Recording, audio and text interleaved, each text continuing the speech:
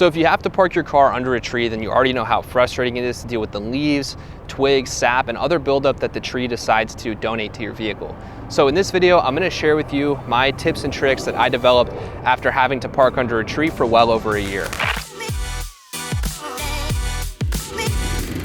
I know some people prefer to park under trees because they do provide some shade for the car, but in my personal opinion, I think it's much better to park under direct sunlight and just keep a good layer of protection on the car in terms of a ceramic coating or a ceramic wax or just anything that's going to protect your paint from the sun. And then you don't have to deal with all the leaves and the twigs that the tree is going to deposit onto the vehicle. But I'm guessing for many of you watching, parking away from a tree is just not a reasonable option. Like in my case, the entire street had trees all the way up and down, and there was just no good alternative to parking under a tree, so that's what I had to do. A car cover might seem like a good solution for this, but in my personal experience, it's just not worth it to have a car cover and have to deal with taking it on and off the car every single time you want to go for a drive.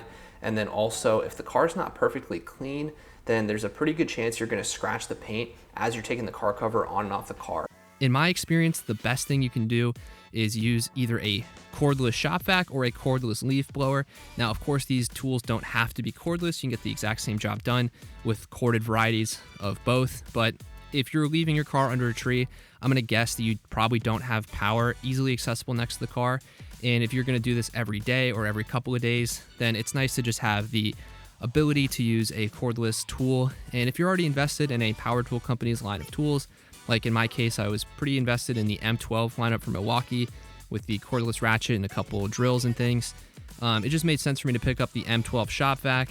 It fits in the trunk and I can very quickly just go around to places where leaves and twigs build up and vacuum them away. With the cordless shop vac, you have a good deal of control in terms of getting everything out of the jams without actually pushing any material further into the car.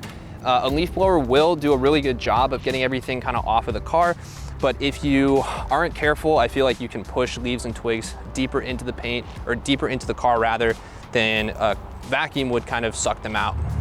Thank you so much for watching. I hope you found this helpful or at least entertaining. And if you developed your own techniques for parking under trees, I'd love to hear about them. So please drop them in the comments down below, and I'll see you in the next one.